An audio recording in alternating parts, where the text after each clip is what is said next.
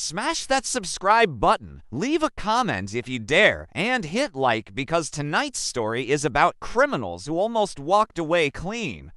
Almost. The rain was coming down hard when the jogger spotted the car at the bottom of the ravine.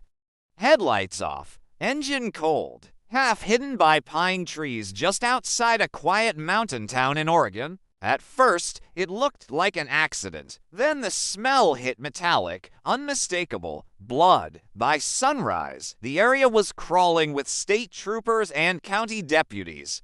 Inside the vehicle, slumped in the driver's seat, was Daniel Mercer, a 38-year-old financial consultant with no criminal record and no enemies, at least, none that anyone knew about. His wallet was still in his pocket. His watch was still on his wrist.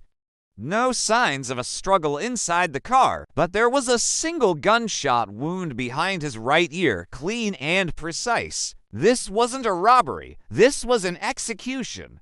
Detective Lena Ward arrived just as the forensics team finished marking evidence flags along the muddy slope. She noticed something that didn't fit. The car hadn't crashed. There were no skid marks, no broken branches.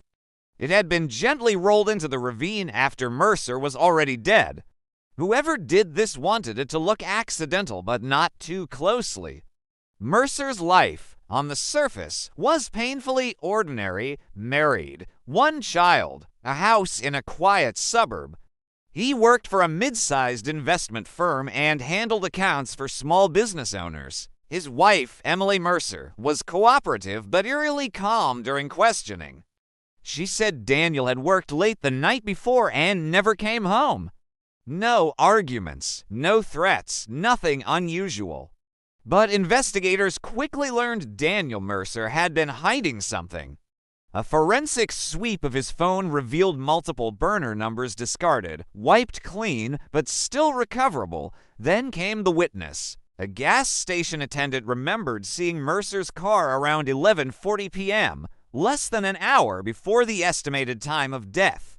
He wasn't alone. A second person sat in the passenger seat, hood up, face turned away. The attendant remembered one detail clearly. The passenger's shoes were spotless, expensive, and completely wrong for a rainy mountain night. Detective Ward started to feel the pressure. Media vans lined the roads. Social media was already calling it the perfect crime. No fingerprints. No weapon, no clear suspect, and yet every instinct told her this was personal. The breakthrough came 48 hours later, when a junior forensic analyst flagged something strange in Mercer's home office. Behind a locked filing cabinet was a hidden crawl space. Inside it, wrapped in plastic, was a second phone still powered on. And when they unlocked it, the last message sent chilled everyone in the room. If this goes wrong, you know what to do. No mistakes. But when they traced the number it was sent to, the name attached to it was someone the investigators never expected, someone who had already been interviewed and cleared, and that's when Detective Ward realized this wasn't just a murder. It was a plan.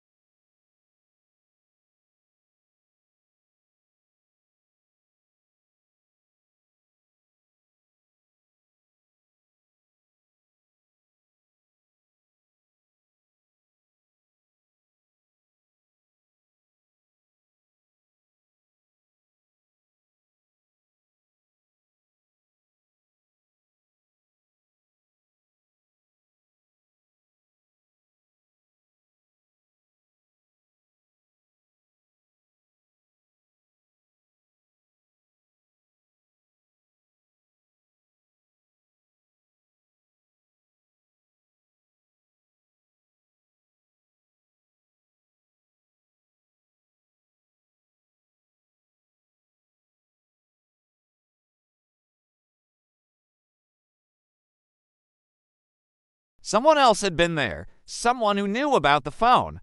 Someone who knew the location. Surveillance footage from a rural highway camera caught a dark SUV passing the area minutes after the estimated time of death. The plates were obscured by mud, but the vehicle type matched one registered to a shell company connected to Reeves' firm. When detectives went to seize it, the garage was empty.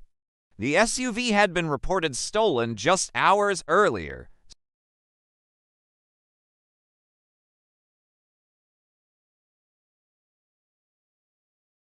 Detectives arrived at her house to find the front door ajar, the television still on, and her purse abandoned on the kitchen counter.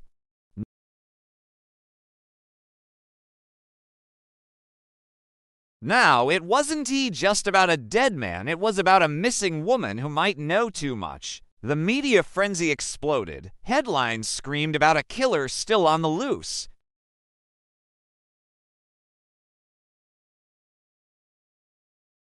One message sent directly to the department's tip line read, "You're looking in the wrong place." He didn't pull the trigger. Detective Ward barely slept. She replayed interviews, watched footage frame by frame.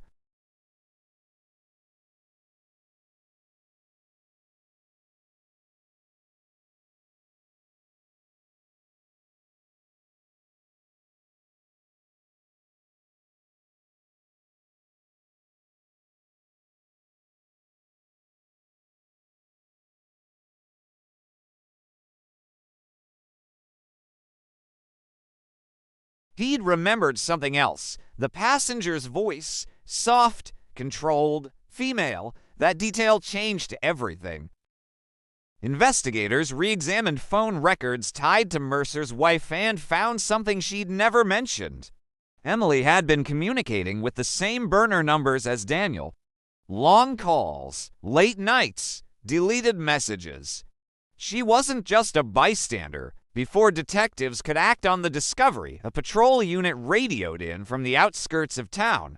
They'd found the stolen SUV, abandoned near a hiking trail.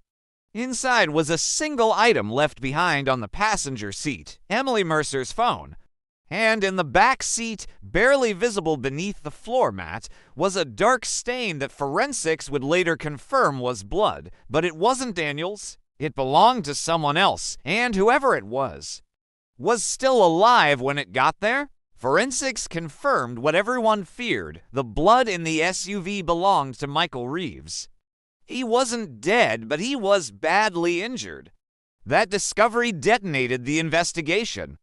The man everyone thought was orchestrating the perfect crime had become a victim himself. Detective Ward reconstructed the timeline piece by piece.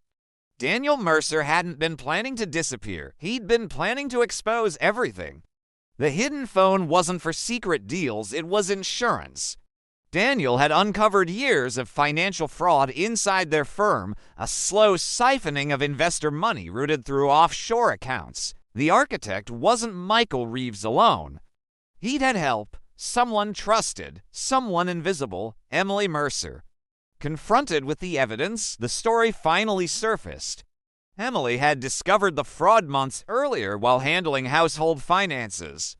Instead of turning her husband in or helping him go to authorities, she made a different choice. She contacted Michael Reeves and offered a solution: eliminate Daniel before he could talk, stage it as an accident, and split the remaining offshore funds. Clean, quiet, perfect, but greed fractures loyalty. Michael had agreed to the plan, but at the ravine, something went wrong. Daniel realized what was happening too late. The execution was quick, but Michael hesitated afterward. And hesitation is fatal in crimes like this. Emily had followed them. She watched from the trees as Michael tried to make the scene look accidental. She knew then that he was a liability, a witness. A man who could unravel everything if fear broke him, so she changed the plan. Days later, under the pretense of grief and confusion, Emily lured Michael into the SUV. She told him detectives were closing in and they needed to move the money. He believed her right until she struck him with a tire iron and left him bleeding, framing his disappearance as part of a larger escape. But Michael survived. Hunters found him 2 days later, barely conscious. crawling through brush near the trail. When he woke up in custody, the story spilled out in fragments enough to confirm what Detective Ward already knew. Emily Mercer was arrested at a bus terminal, cash in hand, boarding pass purchased under a fake name. She never resisted. She never cried. During interrogation, she said only one thing: he was going to ruin everything. The case closed quickly after that. Headlines called it brilliant, calculated, a near-perfect crime undone by one surviving witness and one forgotten phone. Emily was sentenced to life without parole. Michael Reeves took a plea deal and vanished into a federal facility, his name sealed from public record. But the story didn't end there. 3 months later, Detective Ward received an evidence update she couldn't explain. A routine audit of the offshore accounts revealed something chilling. One account previously assumed emptied had been quietly active the entire time. Small transfers. Precise amounts. Ongoing. The account holder wasn't Emily. It was Daniel Mercer. Legally declared dead. Financially, very much alive. They never proved how it was possible. No sightings, no fingerprints, no trace, just money moving in the dark. They thought they'd caught everyone, but someone still got away. And if you think this story was intense, you're not ready for the next one.